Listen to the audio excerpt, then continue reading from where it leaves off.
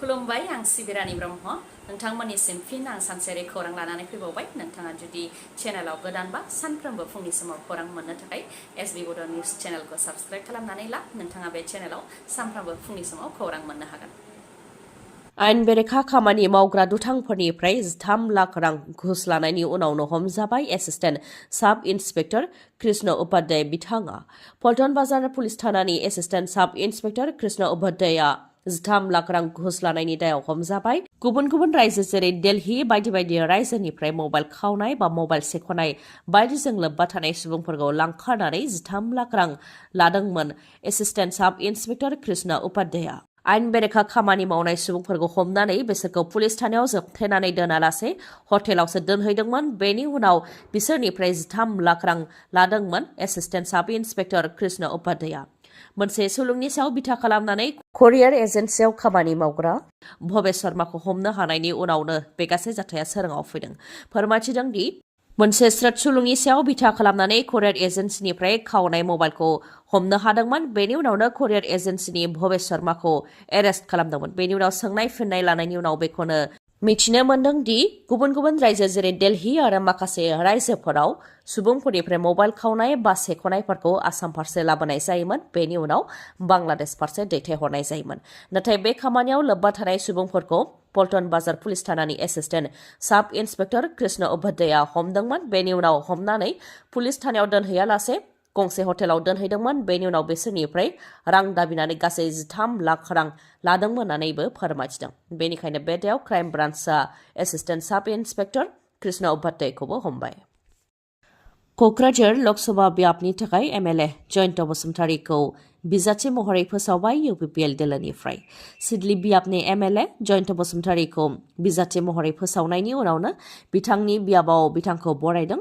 MP बिसायख'थिनि थाखाय बिजाथि महरै फोसावनायखौ लानानै गोजोननाय फोरमायथिदों एमएलए जयन्त बसुमतारी बिथाङा। गावनि सायाव फोथायनानै बिजाथि महरै फोसावनायनि थाखाय UPPL दोलोनि मावफुं आफादगिरि एमपि रोनगोरा नार्जारी, बिटिसिनि गाहाय प्रमद बर', मन्त्रि उत्खावग्रा ब्रह्म बिथांमोननिसिम साबायखर बावदों। लोगोसे एनडिएनि दैदेनगिरिफोरनिसिमबो साबायखर बावदों बिथाङा। UPPL दोलोआ गोबां खामानि मावनानै रायजो राजानिसिम सौहैदों। बेनिखायनो एमपि बिसायख'थियाव देरहासारनो हागोन होननानैबो दाबि खालामो एमएलए जयन्त बसुमतारी बिथाङा। ओजोंहाय UPPL दोलोनिफ्राय एमएलए जयन्त बसुमतारीखौ एमपि बिसायख'थिनि थाखाय बिजाथि फोसावनायनि उनाव UPPL दोलोनि गेजेराव बिजाथि मोननाय मोनैखौ लानानै बोराबलायनायखौबो खौराङाव मोननाय जादों। UPPL दोलोनि गाहाय नेहाथारि राजु नार्जारिया बिजाथि मोननो हायैखौ दुखु मोनदों होननानै खौराङाव मोननाय जादों। लोगोसे बेबो खौराङाव गोसारबावदों दि UPPLनि गाहाय नेहाथारिनि मासिनिफ्राय बिबान एंगारनो थाखाय UPPL दोलोनि आफादगिरिनिसिमबो लाइजाम हरदोंमोन राजु नार्जारिया। नाथाय हरखाबै बिबान एंगारनो थाखाय लाइजाम हरनायखौ आजावाखै होननानैबो खौराङाव मोननाय जादों। नोंथाङा दासिमबो नोंथांनि आधार कार्डखौ आपडेट खालामाखै नामा? जुदि आधार कार्डखौ आपडेट खालामाखै अब्ला आधार कार्ड आपडेट खालामनायनि सम सिमाखौ फोलावनानै होबाय।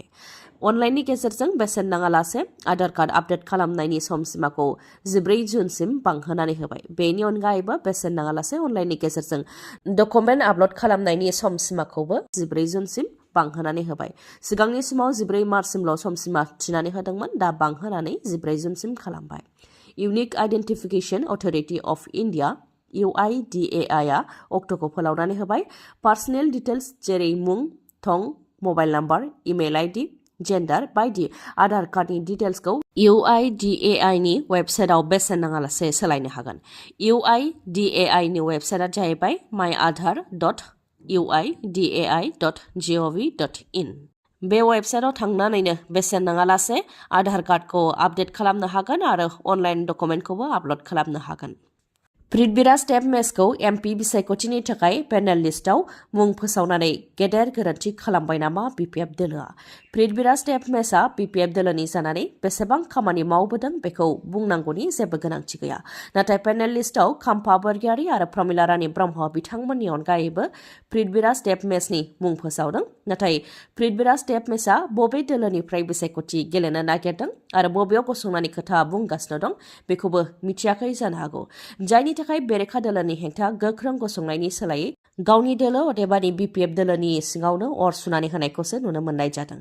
एमपि टिकेटखौ लानानै पृथ्वीराज स्टेप मेचआ बिटिसिनि बारग' लेङाइ गाहाय खाम्फा बरगयारिनि हेंथायैसो खोथाफोरखौ बुंदों, जाय खाम्फा बरगयारिया BPF दोलोखौ BPF जोनोम जानायनिफ्रायनो दैदेनबोदों। पृथ्वीराज देबमेसआ बुंथिदों दि खाम्फा बरगयारिया फिसा MCLA बियाबावनो देरहासार जानो हायाखै, लकसभा बियाबाव माबोरै देरहासार जानो हागोन। नाथाय खाम्फा बरगयारिया जुदि बेंकक थाइलेन्डआव बिसायख'थिखौ गेलेहैयोबा देरहासारनो हागोन होननानैबो बुंथियो। बेनि अनगायैबो बुंथिबावदि खाम्फा बरगयारिया बेसेबां रां बाहायनानै बिसायख'थि गेलेगोन, बेनिख्रुइ 10 गुन बांसिन रां बाहायनानै आं बिसायख'थिखौ गेलेगोन। खाम्फा बरगयारिया दिल्लीनिफ्राय मानो 10,000 कौटि बाजेटखौ लाबोनो हायाखै होननानैबो सोंथि खालामो। लोगोसे बुंथिबावोदि BTCआव 30% भटाराल' ट्राइबेल आरो 70% भटारानो नन ट्राइबेल। खाम्फा बरगयारिया बेयाव माबोरैहाय बिसायख'थिखौ गेलेथों होननानैबो बुंथियो पृथ्वीराज देबमेसआ। नाथाय पृथ्वीराज देबमेसआ खाम्फा बरगयारिनि सायाव बेफोरबायदि बिबुंथि लाखिनायजों BPF दोलोनिनो खहा जागोन बायदिखौ नुहुरो। पृथ्वीराज देबमेसखौ सिनाया आरो पृथ्वीराज देबमेसआ BPF दोलोजों जेबो सोमोन्दो गैया होननानै खाम्फा बरगयारिया बिबुंथि लाखिनायनि उनावनो पृथ्वीराज देबमेसआ बे फिनजाथायखौ होदों। उरां जाब्रबथाय जानायजों 15 सुबुंनि जिउ खहा। पाइलटजों लोगोसे गासै 15 दंमोन उराङाव, नाथाय उराङा जाब्रबथाय जानाय लोगो लोगोनो उराङाव थानाय गासैबो सुबुंफोरनिनो जिउ खहा जादों। रासियानि मिलिटारि ट्रेन्सपर्ट इलुएशन 76आव अर नांदों, जायजों फ्लाइटआ क्रेश जादों। मिथिहोनाय बायदिब्ला मस्क'नि 200 किल'मिटार जानथायाव थानाय इभाम'व ओनसोलावनो बे जाथाया जानो मोन्दों। इलुएशन 76 एयारक्राफ्टआ मिलिटारिफोरखौ रोगानायजों लोगोसे मिलिटारिफोरनि मुवा बेसाद रोगानायनि खामानिखौ मावोमोन। बेयावनो मानसि लांबाय थानाय समावनो फ्लाइटआ क्रेश जादों, जायजों 15 सुबुङा जिउ खोमानो गोनां जादों। 15नि मादाव 7 क्रिउ मेम्बारमोन आरो 7 पेसेन्जारफोरमोन। बिरबाय थानाय समावनो इन्जिनाव अर नांदों, जायजों फ्लाइटआ क्रेश जानो मोन्दों होननानैबो रिपर्टआव मोन्नाय जादों। साफ्रोमबो गरिब नखरनि आइजोफोरा बोसोराव 1 लाख रां मोननो हागोन। नंगौ, नोंथाङा थारखौनो खोनादों। बिसायख'थिनि थाखाय होदों बे रादायखौ। मिरुआव जुदि कंग्रेस दोला सोरखाराव फैयोब्ला 5 खामानिखौ मावनो थाखाय रायजो राजाफोरनो रादाय होदों। 5 खामानिफोरा जाहैबाय, सेथियाव साफ्रोमबो गरिब नखरनि आइजोफोरनो बोसोराव 1 लाख रां होनाय। गोरिब आइजोफोर जेरै खामला मावग्रा, आबाद मावग्रा, फिसा फिसौ खामानि मावग्रा बिथांमोननो बोसोरफ्रोमबो एकाउन्टाव 1 लाख रां होनाय जागोन होननानै फोरमायथिदों। जायनाखि नरेन्द्र मोदी बिथाङा आरबपतिनो 16 लाख कौटि रां होनो हायो, अब्ला कौटि आइजोफोरनि बेंक एकाउन्टाव बोसोरफ्रोमबो मानो 1 लाख रां होनो हाया होननानै बुंथियो राहुल गान्धीआ। बेनि अनगायैबो सोरखारि साख्रियाव आइजोफोरनि थाखाय 50% रिजार्भेसन खालामनाय जागोन होननानैबो फोरमायथियो आरो मोनफ्रोमबो सोरखारि मावख'फोराव 50%खौनो आइजोफोरखौ नुनो मोननाय जागोन होननानैबो बुंथियो राहुल गान्धीआ। बेनि अनगायैबो आसामाव अंगनवाडी आरो सानजौफुनि ओंखाम संग्रा आइजोफोरनि दान बान्थाखौबो बांहोनायनि थाखाय रादाय होदों राहुल गान्धी बिथाङा बुंथिदों दि आसामाव अंगनवाडी आरो सानजौफुनि ओंखाम संग्रा आइजोफोरनि दान बान्था होनांगौनि थाखाय मिरु सोरखारनिफ्राय हरनो गोनां 10 रां बेखौ 2 गुन बांहोनाय जागोन होननानैबो फोरमायथिदों। बेनि अनगायैबो मोनफ्रोमबो पन्चायतआव अधिकार मैत्रीनि गेजेरजों आइजोफोरनि मोनथायखौ लानानै आइजोफोरनो सांग्रांथि होनाय जागोन आरो आइजोफोरनि मोनथायखौ मोनहोनायावबो मदद होगोन। बेफोर रादायखौ होदों कंग्रेस दोलोनिफ्राय आरो कंग्रेस दोलोआ मिरुआव सोरखार दायोब्लानो बेफोर रादायखौ मावफुंनानै होगोन होननानैबो खोथा होदों राहुल गान्धीआ। क'क्राझार गभर्नमेन्ट HSNMP स्कुलाव दानिया हिन्जावसा फरायसाफोराबो मुं थिसननो हासिगोन। नेशनेल एडुकेशन पलिसि 2020नि सायाव बिथा खालामनानै हिन्जावसा फरायसाफोरखौबो मुं थिसननो थाखाय गनायथि होबाय। एकाडेमिक इयार 2024-2025 निफ्रायनो मुं थिसननायखौ आजावगोन।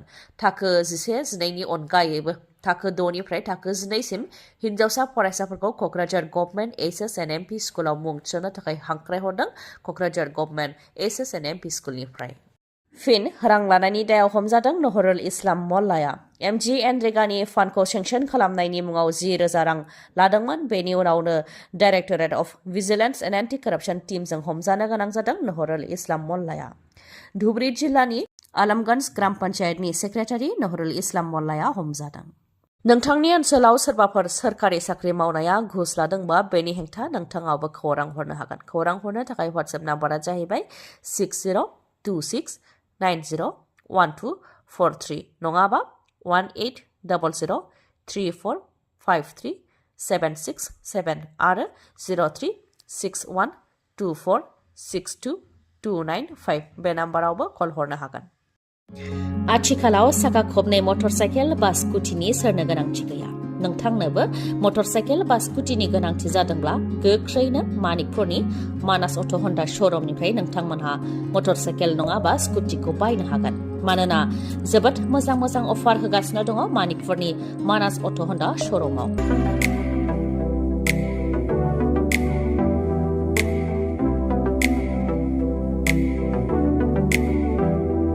अफारफोरा जाहैबाय 2000 निफ्राय 4500 रांसिम केशबेक मोननो हागोन।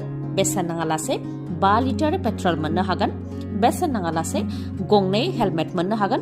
लोगोसेनो गोजाम मटरसाइकेल बा स्कुटिखौ सोलायनानै गोदान मटरसाइकेल बा स्कुटि बायनो हानायनिबो राहा दं। मिथिहोनाय जायखिजाया स्कुटि बा मटरसाइकेलखौ बायोब्लानो नोंथाङा बेफोर अफारखौ मोननो हागोन। थाबैनो नोंथाङा बेफोर खाबुखौ गावनि खालामनानै लादो, मानोना अफारा बारा गोबावसिम थानाय नङा। मोजाङै मिथिबावनो थाखाय 7002601255 नङाबा 9101272776 बे नाम्बाराव खौरां लाहरनो हागोन। गोजोन्थों। खौरांखौ जोबजासे नायनायनि थाखाय गोजोन्थों। नोंथाङा जुदि खौरांखौ मोजां मोनदोंबा अन्नानै लाइक, कमेन्ट आरो शेयार खालामनो दाबाव। गोजोन्थों।